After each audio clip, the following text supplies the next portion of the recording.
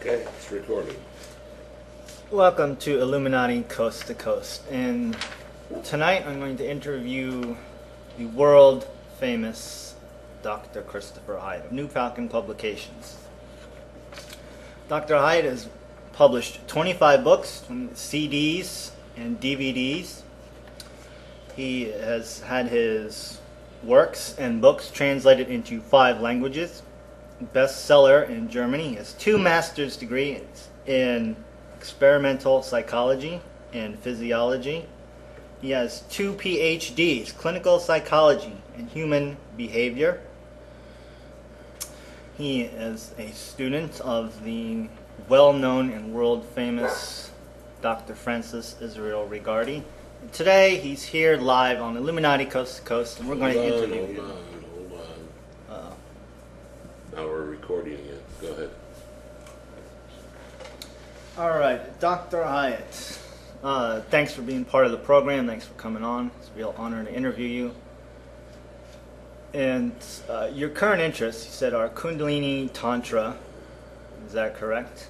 Yeah, I've been doing that, working with Dr. Israel Rigardi since 1970, and now we're doing what is called RUDY, Radical Undoing Yourself, RUDY, which consists of the technology of undoing the so-called chakra knots.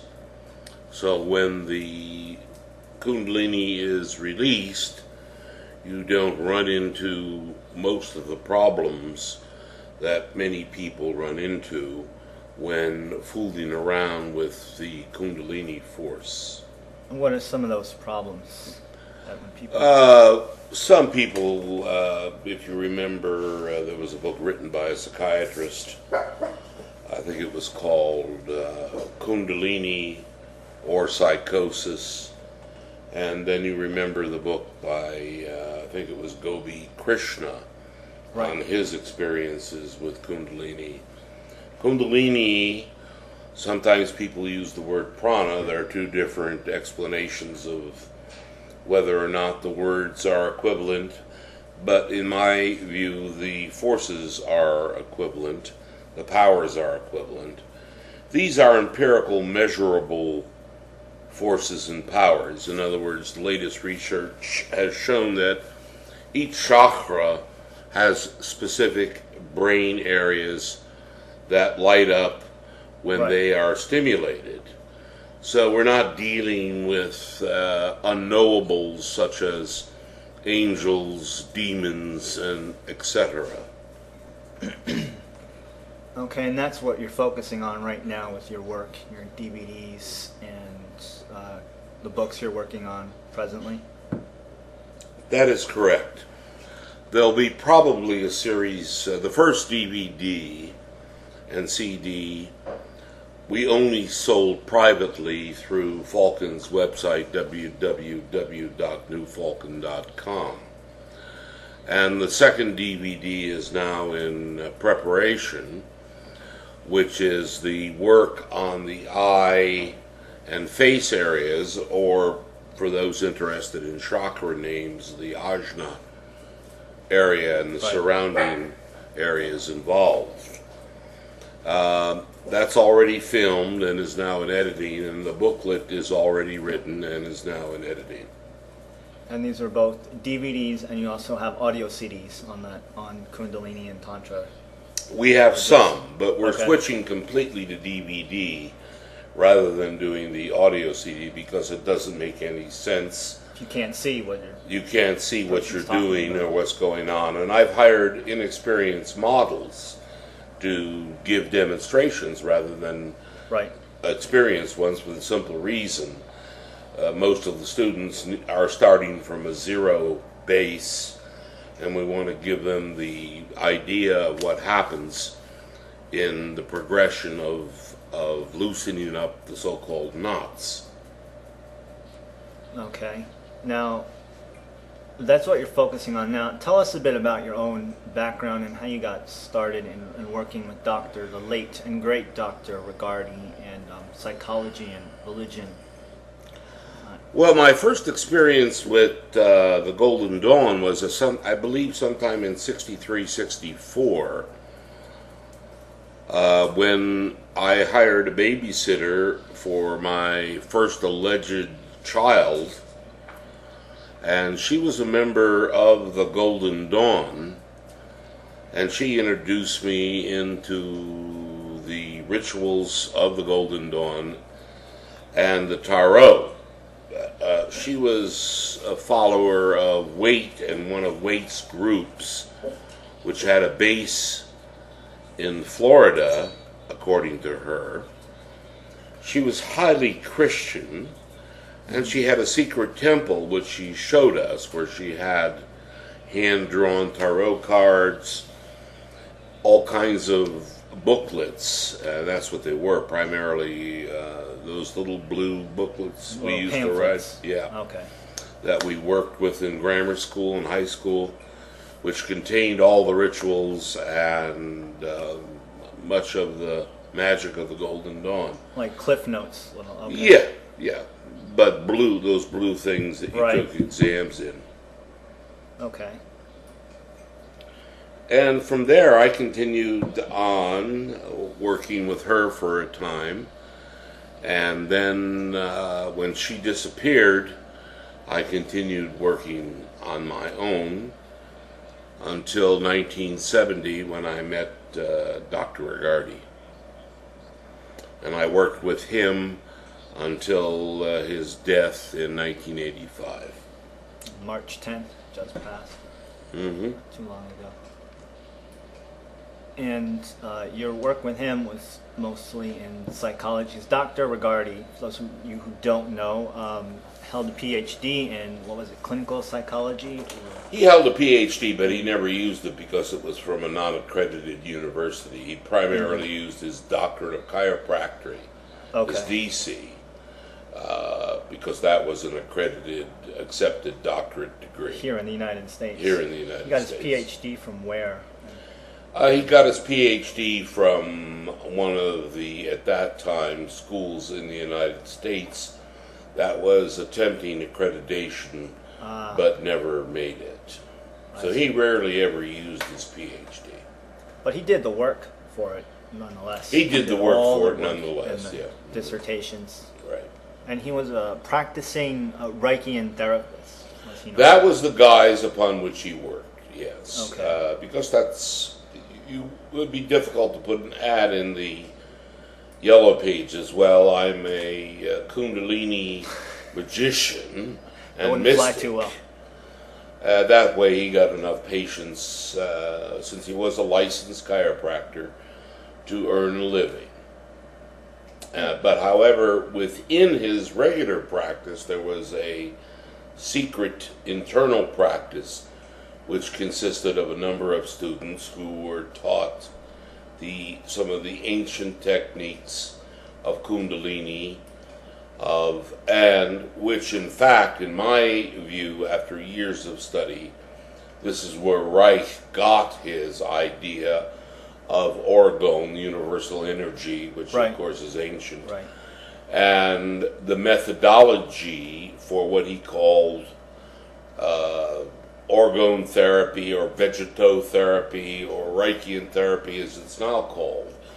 In fact, in my view, and also in Rigardi's view, most of the stuff was lifted from the Hindus and Buddhists who came to Europe during the time Right.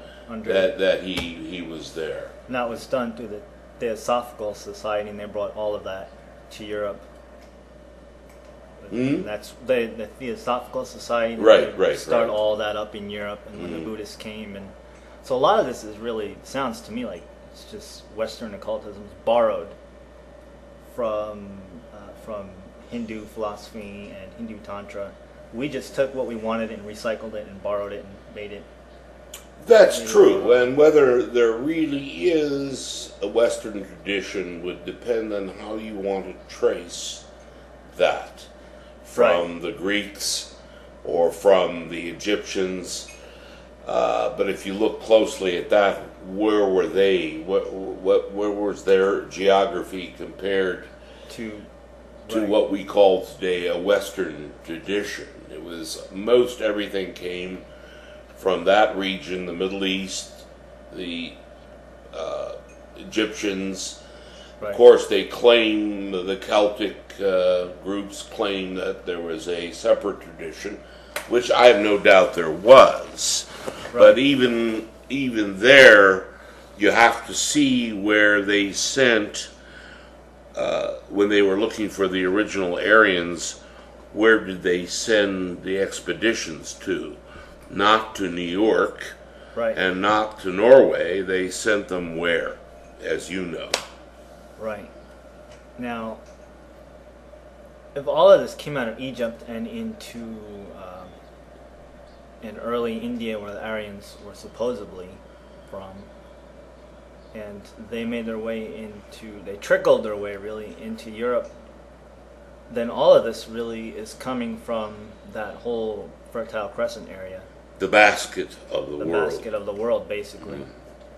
And so you worked with Dr. Rigardi in what capacity? Mostly in psychology and in Tantra? Is that what you guys focused on? Or? Well, I don't like the word psychology anymore because it's Okay. become a profession for housewives and a profession for politicians. Right. Very true. They're preoccupied with what is socially acceptable now. In my day, it wasn't that way. I was in the era where we used LSD legally, and we did all kinds of experimental Right. work. We had the nude marathons. We had all the experimental stuff, which today would be considered as politically incorrect. Or taboo or Yeah. disreputable, which is really So I sad. gave up my licenses. And I see. And what, because of today's social stigma surrounding clinical psychology and all the work behind that. Well, I never considered I mean, I have to advertise myself as such, but I never considered myself as one of them. I always considered myself as a teacher. And I was never really interested in somebody who had a problem with their husband or wife. Or something like clinical therapy that was. It was boring. It's nonsense. It's like being a babysitter at a psychotic camp. I mean, it never really turned me on. But that's the way one had to earn a living. And okay, so you and Go ahead. Yeah. okay, I'm just checking that we're. See? okay. And so you and Dr. Rigardi really focused not on psychology, and even that's really, as you said, a word that's misunderstood, and it seems today psychologists are only interested in getting their returns. It's and a handmaiden going of the state. Right. So people can reproduce and have babies and consume And then and buy things. Yeah. medicate them and make their money. Well, you and Dr. Rigardi did real work concerning the human brain and our psychic makeup. That's true. Tell me about some of your early work concerning that, concerning Kundalini, and not psychology for lack of a better word, but exploring the human brain in relation to religion and our behavior. And Dr. Rigardi wrote a lot of many gems of research really in that regard, using mysticism and the Kabbalah. Tell me about some of your early work with that. Well, first let's say that the word psychology is from the word psyche, Psyche, exactly. right, in Greek. However, what we do is from a different word, which starts with T, and I forgot the name. I have it written down. Well, it's in one of the books I read when I was Okay. sophomore. Thanatology, which was more concerned with what people nowadays call psychology. Actually, the psyche is more of a broad term and is more concerned with the soul and the entire makeup of man rather than just one aspect of man. Something is wrong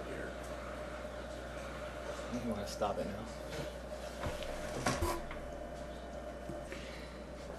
Go ahead. And you were telling us about, so obviously psychology, we all, that's really doesn't take a genius to figure it out. It comes from the word psyche, and you and Dr. Rigardi, as I said, we're doing a lot of work with the human psyche and how it relates to a religion. I know Dr. Rigardi was an adept from the Golden Dawn, and they really explored the psyche and behavior in relation to initiation and initiating into societies like the Golden Dawn. So tell me a bit about your early work. Well, few know that when we were doing what I call chakraology, or what he advertised as neo-Reichian therapy, right, with certain patients he was doing such things as the middle pillar while working with them, so he would be sending waves of energy through them, but he did not do that with most of his patients because they were regular people. Right. And that's how he made his income. We all live in a disguise in this society, in this culture. That was his. He acted as if, and he was a licensed chiropractor who was an expert in the body therapies. But with his more sublime clients, he would do all kinds of other things. He would actually work with them with the system of mysticism and Kabbalah, and as you said, the middle pillar exercises. And how did you assist him with that? Did you guys, how did you learn from him, really? Well, the only way to learn is to go through it. And that was his demand. You had to go through it personally. I have a document upstairs, for an example, that he signed that I went through so many hours of work in this area. I think it came out to about 3.5 years before he gave me permission to go out on my own and do what I could do. Right. Because unlike today, similar to Zen, you have to go through the process yourself before you are allowed to do anything. Today, people pick up books and they show off of what they read or what they didn't read, and they think they believe they're legends in their own mind, to borrow from Clint Eastwood's movie. Exactly, and they attach delusions of grandeur and illusionary degrees to them to make themselves feel better, I would assume. But yeah, you brought up Zen, and I sat with some Zen monks for a while, and they would not even accept you until you had gone through a certain amount of training, and then after that they would not permit you to teach until there was a specific, we'll call it for lack of better words, psychic religious transmission that they gave to you specifically. That's exactly true. One of Dr. Rigardi's dearest friends, who I spend time with, whose first name is Henry, he's now gone, was a official Zen master, and I met him and his students, and in fact we traveled, Rigardi and I and one of his students, to Hawaii. She was from Switzerland, and she's still alive, so I won't mention her first name, but she was a Zen student of Henry's and in training. But again, you made a very valid point. Today, everyone is a star, everyone is everything, right? Everyone is equal, and it's not the way it is. It's not the way it really is. No.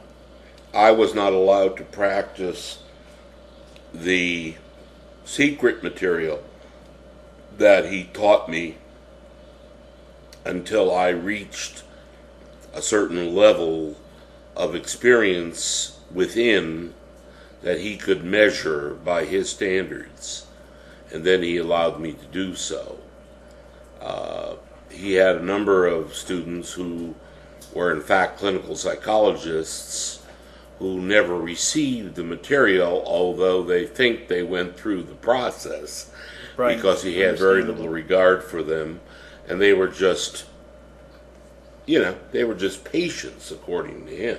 Right.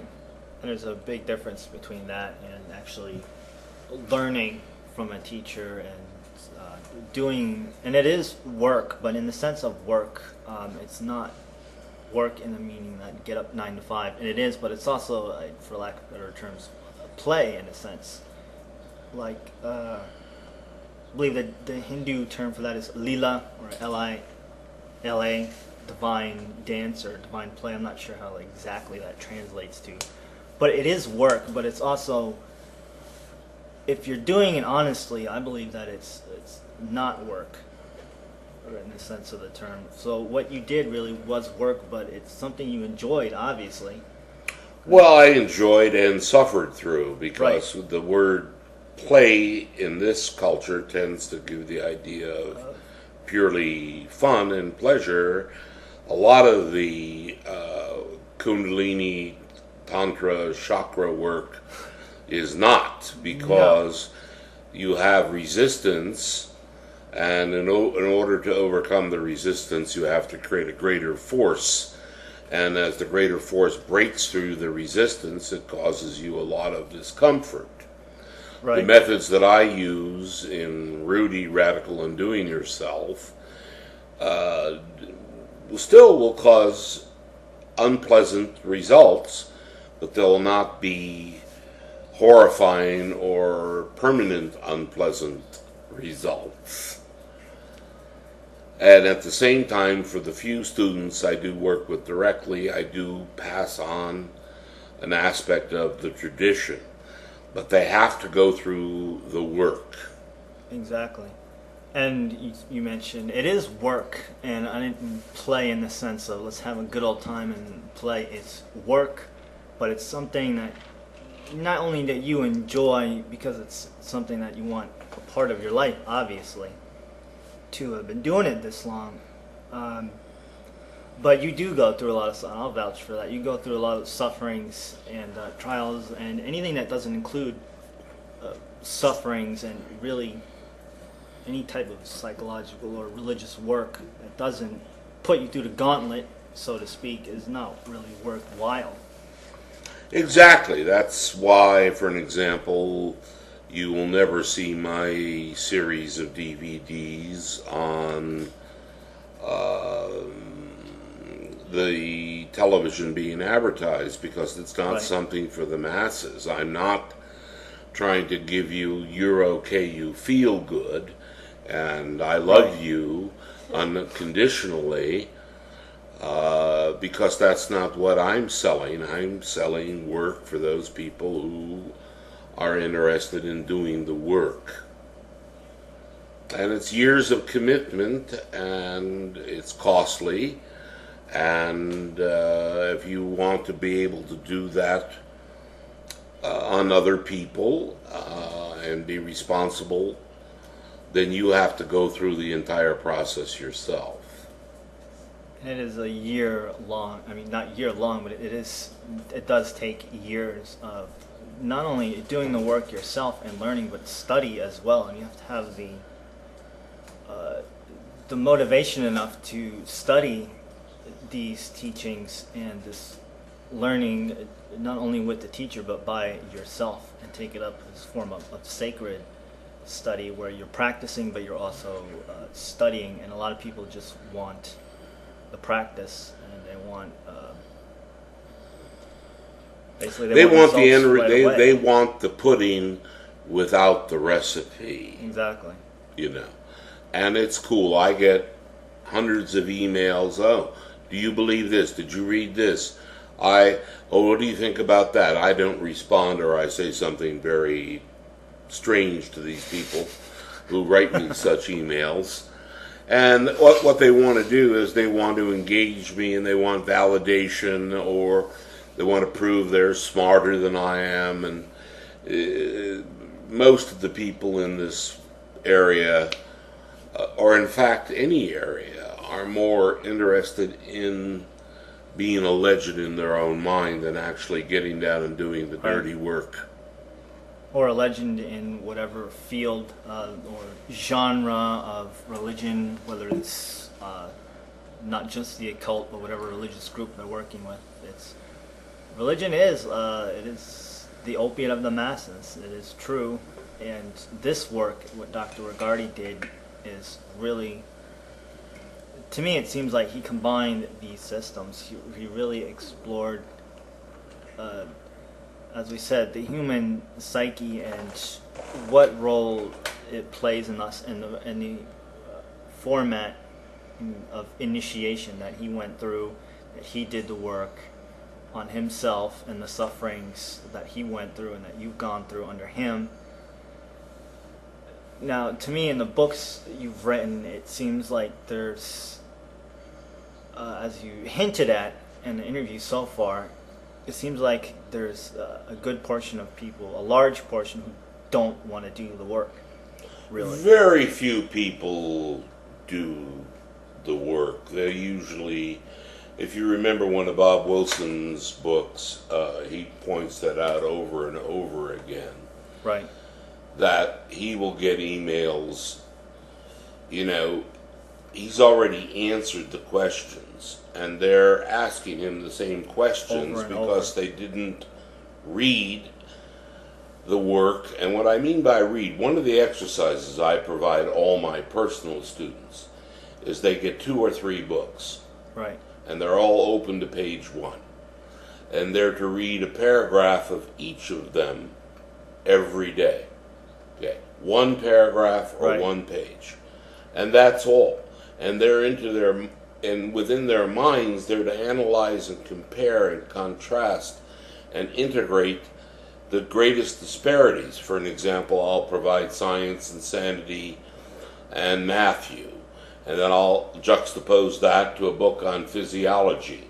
I'll juxtapose that to a book on mathematics. I'll juxtapose those to one of the most, in my view, disgusting novels, Gone with the Wind. And they're to put all of this information together. I force them to use their head. If they don't do it, then they don't remain one of my students. Critical thinking is what you learn in any university or college. That's assume. what they advertise. So they advertise. It's not always the case, but if you find a good professor or two. I've observed this myself in the work that I've done in my own personal studies, and it is work to the extent, but it's also something one should not enjoy but want to do. You either want to do something or you don't. You don't do it or you do, and that seems to be the case with work. I mean, some students take it on and then leave or drop out and go about their own thing.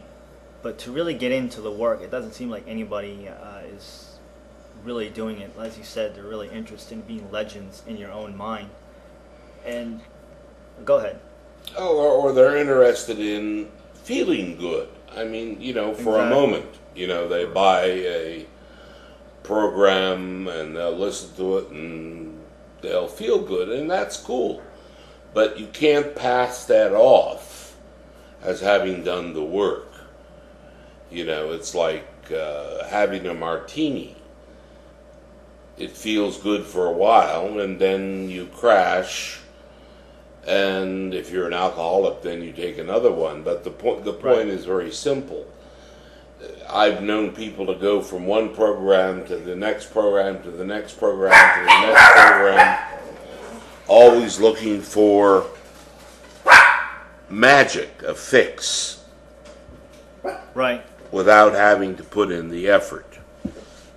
And that's what I've studied. It seems to be people just want that feeling, like you said, to feel good. They want to do a ritual or a magic or get this initiation to feel good. And that's not what it's about on the outset, to me, in my opinion. And in my own experience, it seems to me that you're going to get involved in this. You better be ready to do the work and, as you say in your catchphrase, to undo yourself and unlearn. And to do those things, unlearn what you've learned and take up this work that we're discussing and that Rigardi started or carried on. Yeah, you see, you can measure brain change with MRI, right, etc., and if you do the work, there's actually changes. The nerve fibers absolutely from the frontal lobes will grow down to the lower brain system, because in reality we are dominated by the lower brain system, which has more fibers ascending to the frontal lobes, and for an example, we then make up stories, people call them reasons. I bought a new truck the other week. I bought it because I liked it. Someone can give you a whole litany of why they bought it. It gets this mileage, it does this, it does that. And while that's true, the reason I bought it was because I wanted it. As simple as that. Okay, guys, shut up. Not you. Those guys. It's my two little darling dogs. That's okay. Kelly is provoking over there. Bitch. They're certainly welcome on the program. Okay, to follow up with that, they get into these things because it feels good or they're curious. Now, I've been always interested in studying this for a few years, and I always will, especially in a university setting. Now, some people get involved in this and they start doing the psychic revamping and reforming your own psyche and whatnot, and as you say, undoing yourself and unlearning a lot of things. And it seems at some point in a lot of this esoteric religion, or if we want to call it the occult, and it's not a term I really fancy, it seems there's a mass psychosis going on. And I know Rigardi did hint at it. I mean, he's certainly well familiar with it in his own experiences. We all know that. But you wrote a book, the Psychopath Bible, which really stands out. You want to tell us about that? How it seems today it's just like some sort of mass psychosis of people not doing the work, but at least getting part of this work or this tradition. Well, the Psychopath Bible really, particularly if you look at the latest editions, right, has a gigantic amount of coursework and study to do. If you want to be superior, if you want to be better, you have to learn. And you have to learn lots of different things. And the book tells you how to become superior. I use the word psychopath as a substitute for the word superior person. And the reason I chose that word is because so many of the great people throughout history, today particularly in our climate of political inferiority, we are sold an idea that all ideas, all values, everything is equal. There's nothing better than one thing than another, which is taught particularly in universities and the Department of Sociology, which in my opinion will be non-existent within 50 years, for the simple reason that everything is a function of the structure of the human brain. So, in my view, I really don't care about the subhuman or the average person. I care about the person who desires to be superior, and maybe is in a certain sense, but doesn't have the tools to become that way. And I provide techniques and also work within that book to help them start along this process. Now, they can do this all by themselves. But if they want to work with me personally, which some do, they have to do it under my direction and the way I tell them. I do not put up with arguments or discussions. I'm not running an egalitarian university. I'm running a dictatorship. And this is what I know works. If you want to do it, do it. If you don't, go somewhere else. But the Psychopath Bible, some people have been panicked by the name. Some people, psychopath. Some people have even turned the book into the federal government. Sure, you enjoyed that. Yeah, that was fun. However, they saw that it was truly benign. I mean, I'm not out to overthrow any of their silly systems. I'm simply providing information and techniques for those individuals who feel they want to be better than the common flock and who are willing to spend the time doing the work to accomplish that. And now, a lot of people don't, as I said, when they get involved in this. And sadly, a lot of people associate this work with the occult and magic, and that's something. It's interesting on the outset. It's attractive and sexy and mysterious, but it's something that I really don't.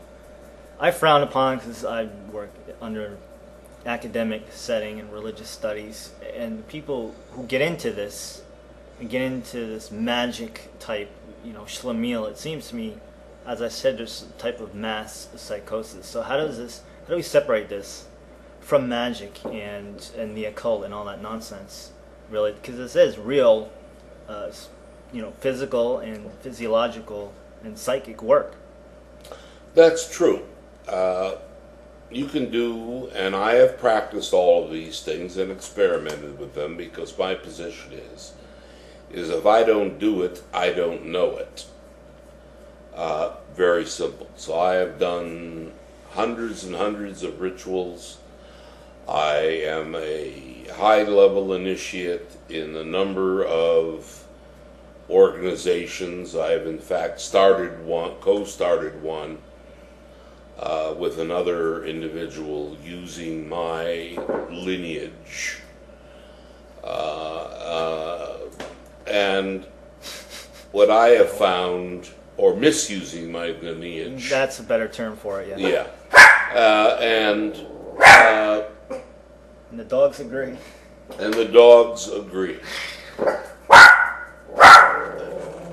You're going to have to sit down. Or if you're going to do something with Mom, do it. Go to the bathroom then. Don't worry about it. The dogs are not going to bite you. They're after better things. Young boys.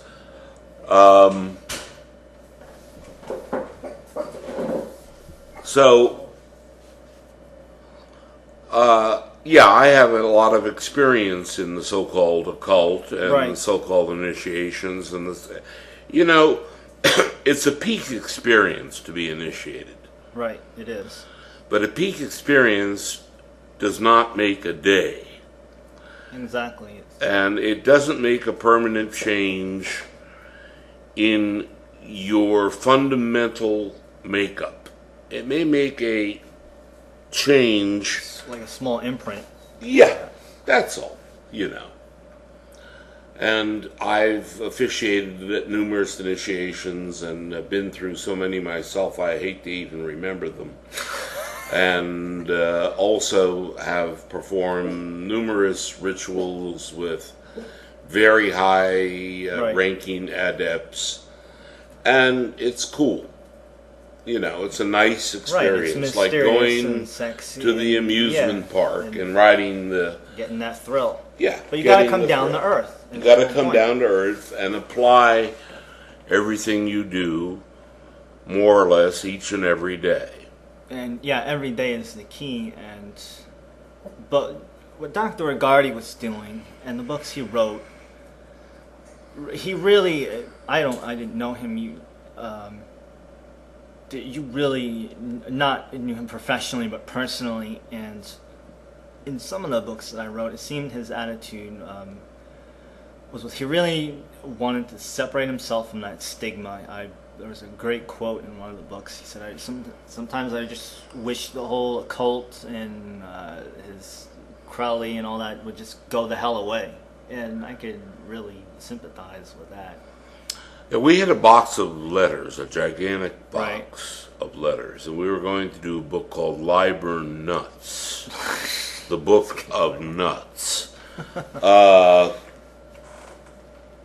However, it would have been fascinating to do it, but even though legally the letters belonged to him, because they were sent to him, we could not, according to our lawyers, publish the book without being open to tremendous litigation. So we didn't, and after his death I destroyed the entire collection of thousands of letters from fruitcakes. And I always, say in any interview I do, don't write me an email and ask me for the secret name of your angel. I mean, please. And there are those people out there, not just the occult, but in religion, in whatever religion you're going to work with. And as I said earlier, is there a real need to filter all that out, all the occult and all that schlemiel of magic? Or does it hold any value whatsoever? As a peak experience, yes. A religion, an initiation has a peak experience value. Right. And that's good to have. But if you take it too seriously or you take it too personally, you're going to simply be, again, a legend in your own mind. It's not going to make a major change in your life, as a rule. A few people it has, but how has it? Right. After the initiation, they went off and they worked their butt off. Right. I mean, that mystic experience that many of these adepti throughout the ages have verified under their own systems and within systems. They've had that peak experience and gone on to do the work, though. It seems to me that the addiction of getting that experience is really made the whole thing a big, giant rot, a corpse. It's a collector of dust. Right. It collects much dust. But every once in a while, you'll find a particle here or there that is of true value, who our culture and society, and I use those as catchphrases, have rejected. There's no place for this person in the normal world. And what you do, much like what Rigardi did, is you get a profession so you can make an income, and then you continue on doing your work. But these people are few and far between. Very few and far between. And you keep on doing your research. There's a number of people I have met over how many years, say from the mid-60s to now, 40-some years. But the number compared to the overall number of people who are interested is less than 1%. It seems, if that, at certain times. Well, Rajneesh said in a major lecture he gave, he said 5% of you here are worth something. 95% of you here are to support the 5% who are worth something. Exactly. However, everyone in the audience thought they were in the 5%. Everybody thought they were in the 5%. Right. I was listening to a lecture by Dr. Robert Anton Wilson the other day. He said there was a story, I think he was talking about Rajneesh. That one day he said, well, I'm going to get all my disciples to wear orange. And that worked. He said, everybody's who wants this holy secret, my holy teaching, must wear orange. So they did that. He said, okay.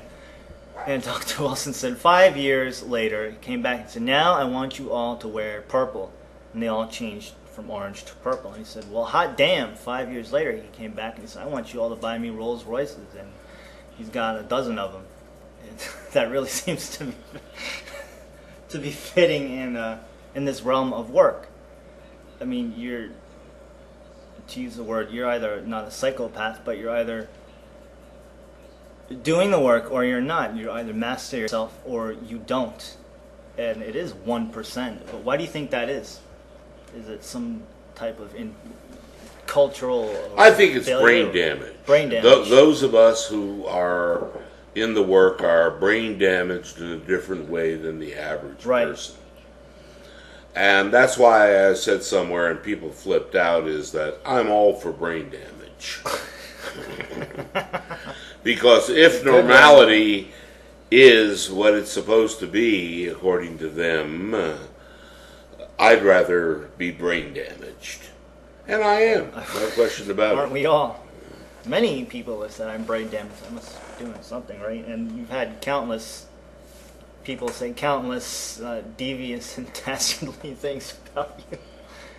But those are people who are sheep, basically the normal person. And what's in the occult, that's why people get into it, is it not? To get that normalcy away from them, to get that peak experience. I'm not normal anymore because I did this initiation, or I have this experience, or well, it's something they can identify. They never have been normal. That's why they went in it to begin with. But now they can put a label on it. But now it is normal, though. I'm a first degree.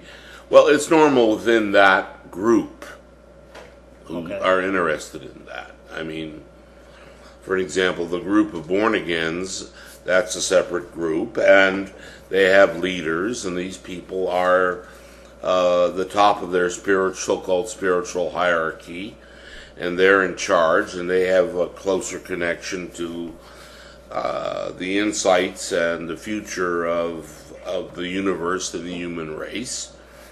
But it's always in nature there's a hierarchy. No matter whether you're Karl Marx or Adolf Hitler, there's always a hierarchy, and you could go through all the teachings you wish, and nature is smart enough not to make everything the same. Right. Because just in case there is a calamity, there has to be enough variance within any system for a part of that system to survive. Okay? So self-reproducing, right?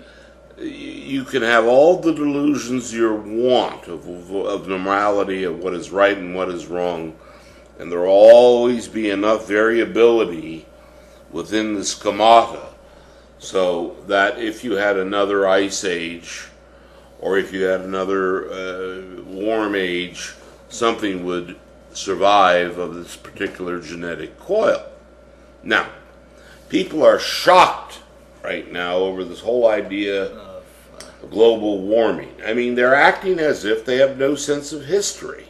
We had a total minor ice age, 400 or 500 years ago in Europe. Right, in northern Europe. And so-called United States. And 10,000 years ago, 20,000, 30. Species come and go. There's nothing so marvelous about us that we have to be here. Actually, Rigardi hoped we would all fuck off. That we'd all die and something better would come. He found us rather disgusting, and I agree with him. Rather loathsome, disgusting group of monkeys. I call us the fifth great ape. But yeah, pretty much. I mean, the dinosaurs had their time. It's like that movie The Matrix, as that character was saying. You're a disease, you go wherever you want, you reproduce, and you had your time. Buzz off. Buzz off, right. Bye. But exactly. Where does the top of the hierarchy fit in then? Within any particular system, there's always a top of the hierarchy. And even between the lowest people, there is the top person on that chain. People. Yeah. And you can make all the laws you want. You can talk all you want. Words are very dangerous because it gives you the illusion that you have free will, when in fact you're just replicating. You're just a replicating system in space, and that you have a mind of your own is another illusion, that you're really an individual is another illusion. That's the biggest. Free will is the biggest farce in the whole universe. Biggest farce of all. And there's a particular group out there, I forgot their name, Do What Thou Wilt Oh my shall God, be the whole of the law. I simply translate it, do what you must is what happens. You know. And I find them and all their followers disgusting. I too was once a member just to learn more about them. But I'm going to throw up real quick. No, please, dear. We don't have a mop handy. But anyways, and they think they created such a phrase, Diogenes, and the Greeks at 400 BC were using such phrases of your so-called true will. True will really means nothing more than your biological inclination. Your function, really. Yeah. Not just your biological function, but as can you apply the your psychophysiological function in that as well? Or That's all biological. Well, yeah, those are just arbitrary words, but yeah, inevitably it works down to the fundamental molecular level. Like at the molecular level, The genes, there are right. death cells. Basically, yeah. Yes, okay, Survival and most people of the don't. fittest. Oh my God, they're death cells. Yeah. Some of them are programmed to go off when the cancer is around, so they kill cancer. Oh my God, they're killing cancer. Oh, it's homicide. How do you think a cancer feels? From its point of view, don't you think it feels like somebody is killing it? Basically, yeah. Yeah, don't you feel sorry for it? Yeah, I really do. I mean, I do too. I mean, I think about it all day long. Really? You know, it's being murdered. Murder. Call White House. 7 billion monkeys running around. I cheer for cancer and disaster. Yes. And Let's hope for chaos and disaster. Constantly, and with the Katrina, I almost had it was one of the You almost greatest, had an orgasm. Oh my God, it was awesome. Wasn't it a wonderful That was experience?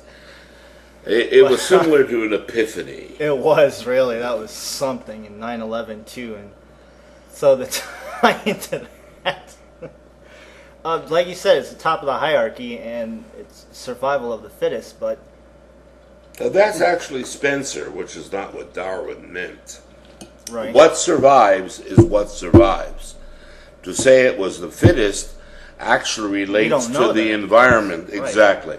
Actually relates to the environment which initiated that which survived. So besides being a tautology in Spencerism, which most idiots adopt and ruin the understanding of Darwinism, that which survives, survives. The fact that you say it's the best, that which survives, survives. Because best is you have to watch out for otherworldly terms. Human terms do not exist independent of humans. exactly. We invent them and then act as if they were invented somewhere else. And that's where that whole will crap comes in, really. So, what is being reproduced in our gene pool and all that with all these disasters and the work that Rigardi did and that you do, is that to become superior and to reach the top of whatever hierarchical system you're working with and to get money and women and all that good stuff and followers. But for what purpose? To evolve into a superior type of being, or basically for the hell of it, what is the point of the work, really? If we're going to be at the top of the hierarchy and what survives, Well, survives. for some of us, the point of the work is we really have no other option. We're not designed to fit in to normalcy, the 68% of the population. So in a lot of sense, we can say we really don't have much of a choice. We either do something or we die out. For other people, they do it because they like it and they want to learn because it gives them not only information and knowledge and wisdom and understanding, it also gives them a feeling of purposefulness, which is what all human beings at one level or another claim they want. Most people accept normal purposefulness, which is, as I say it, reproduce, consume, and die. So I was, for an example, visiting a friend at a hotel last night in Phoenix, and all you can see is the same things. A father with a mother with three children, and they're all wearing the same clothes, they're all pushing the same cart, they're all doing the same thing, and they all think they're individuals, they all think this is unique. Yeah, oh, it's unique for me, it's unique for me. Now, as soon as they say the word me, then I got him, because that's all there is to it, is me, me, me, me, me. But me is DNA. Exactly, and you see it on the university too. My God, that's all I see is people trying to be individual and unique, but they're all doing the same thing, looking the same way, and thinking the same way. And it's really not hard to outthink many of your professors. And if you are listening, I'm sorry, you don't know who I am. I don't want to fail your course, but... Political correctness at the university has become a common pathology. Everyone suffers from it. True. If, in my day even, if you were doing research in an area that may be disapproved of, you may have gotten a slap on your hand, but you still got to do it. Nowadays, you have to be very, very, very careful on what you do. I know so many people that did not get their PhD. Really? Because they were doing research that was politically incorrect. Now, nowadays, it's much easier to get a master's than in the old days. When I got my first master's, half the master's class flunked the comprehensives, which are blind studies. Blind, in other words, no one knows who wrote them, and they're evaluated by people. No one knows who anyone is. 50% of, say, 100 students did not pass the comprehensives. Right. And once you were done with that, then you had a real thesis, and you had to go in front of a real committee. But now everything, there's a violation of her femininity, violation of his homosexuality, violation. So all you have to do is just pull any card out of the deck you want, because you are personally incompetent or your committee is incompetent. But the point is very simple. Today, a person with a PhD is equivalent to a person with a bachelor's degree from the 1950s. Yeah, back then those degrees meant something. They meant something. And today, because of all the political correctness and all the restrictions, I tell students, just get your degree, get out, and then do what you want. Okay? Right. Don't sit around there and try to change the world at your doctoral level, because I guarantee you, in all probability, you'll never make it out of the hole. That's kind of pointless to do. Yeah. Really. Do a dissertation, get your degree, smile, shake hands, look at them, say, ciao, and then go out and do whatever the hell you want to do. And I can vouch for that in a university. Get the hell out, get your degree and run. Yeah, take the money and run. And do you want to take a break now, or you want to keep going? Well, let's take a break. Let's do that. All right, and that's what we've been discussing there, is what will survive, and that to sum up to the best of my abilities, as the work that you and Dr. Agardi did is it's unique, and it's not only something that you guys have been doing, but it's been passed on. And it's to really rise above your idea of normalcy and being stuck in the mud, It's empiric. That is, it's measurable. That's, for me, Right. the key. If I can't measure it, I don't want it. And there are results that can be measured. Exactly. Rigardi has done it. He's done the results. He's measured the results. Right. He's done it. And what have you seen so far with your work and your Rigardi? Well, the students that stuck things out, we've seen major changes in their lives and major changes in how they feel about themselves. And those are measurable and relatively permanent. In other words, they're not just placebo effects, which usually go away within 6 weeks. Or even a few years at that. What did, from your work with Rigardi and some of these organizations and Rigardi's his whole lineage and his work, what did he want to be passed on? What did he want us to do? And with the people that do the work, what do you not want them to do? What do you wish them, whether they make it through or they fail and die, and too bad for them? But the people who are really interested, what do you want them to really get out of it? What did Rigardi want? Inevitably, that's always an unknown. By definition, if you're doing the real work, what you're going to find out, quote, at the end, unquote, is unknowable at the beginning. There is really no end to it. Yeah, but there are stages of Right. ends, if you would. Right. And you might say plateaus where you can see more distance and more land and more ocean because you're higher. But how that is for you specifically is an unknowable.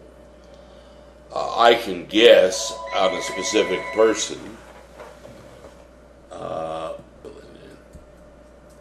Okay. For a specific person, that is unknowable unless I would see them, and one has to be careful in letting other people know what you see, because that can get your head chopped off.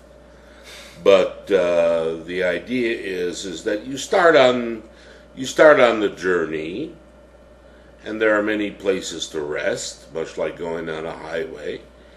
And you may rest here and believe that's the end of the journey and stay there, or you may rest and then move on to the next place and keep on moving until you reach, you might say, a stop that gives you a much broader perspective.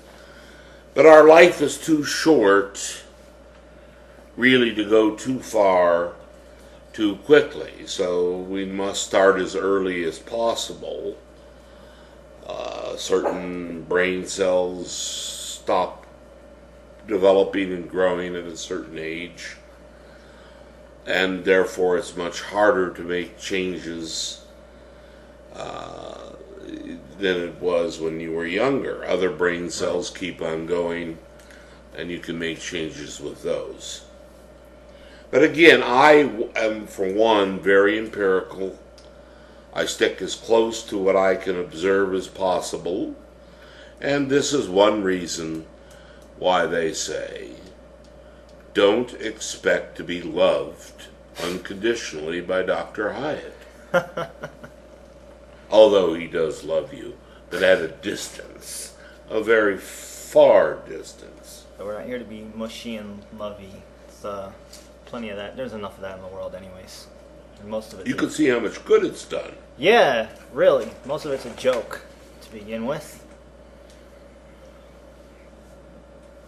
But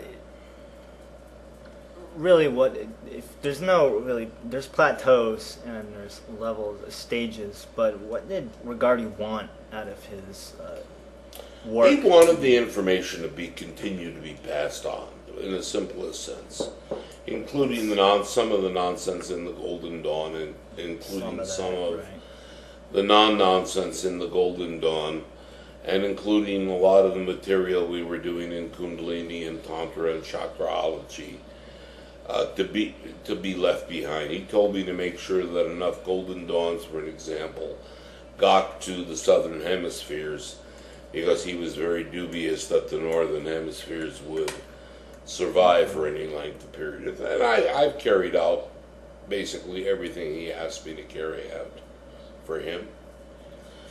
I, for one, am not that enthralled with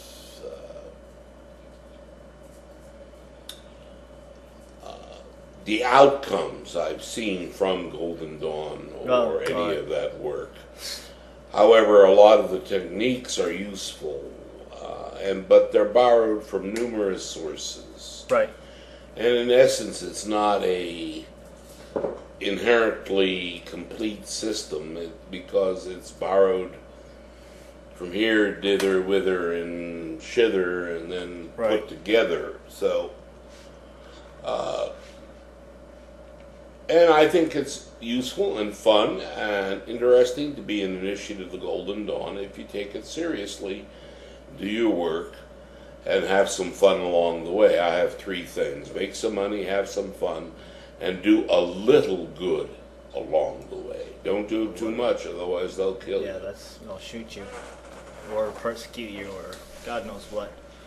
But with the Golden Dawn, some of that's continued, and some of that's tangibly, the results are tangible, both yay and nay for that.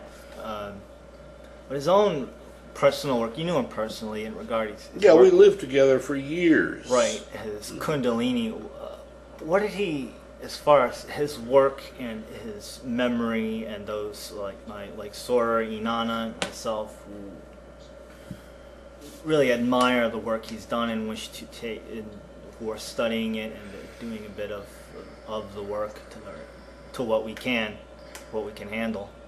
What was his wish for that, for his students, such as yourself, and I guess you can say his grand students, or anybody out there who is taking up that line of work?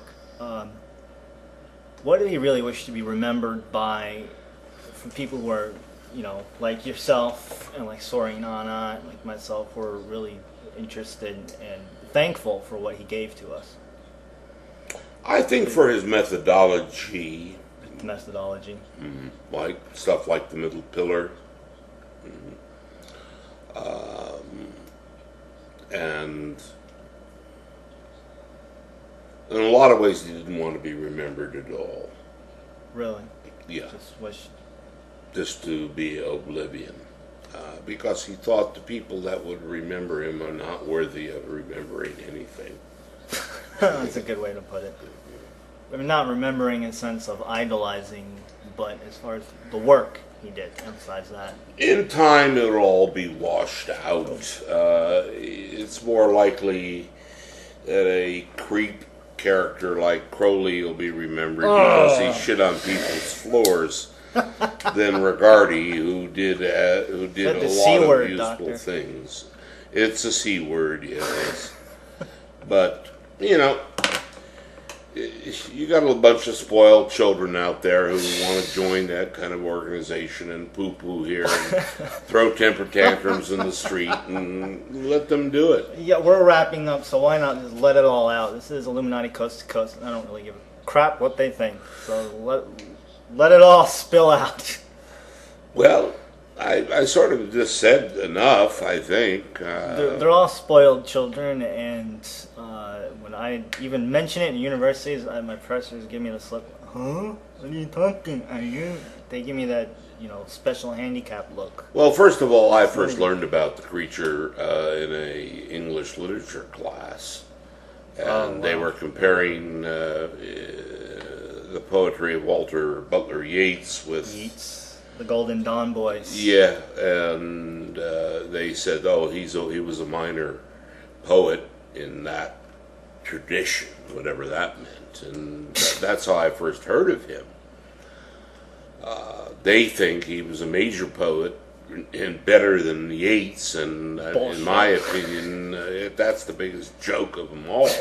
That's a load of crap. He was no intellectual giant, and frankly, in my opinion, created no new psychotechnology to help people who were really serious. Done, really. As Regardi himself had done. Yourself as well. And myself as well. Well, it's getting close, I guess, to departure time. We're about taking off wrap to it the up. next planet. We're going to be broadcasting next time from Neptune, and where all the Crowley worshippers are apparently.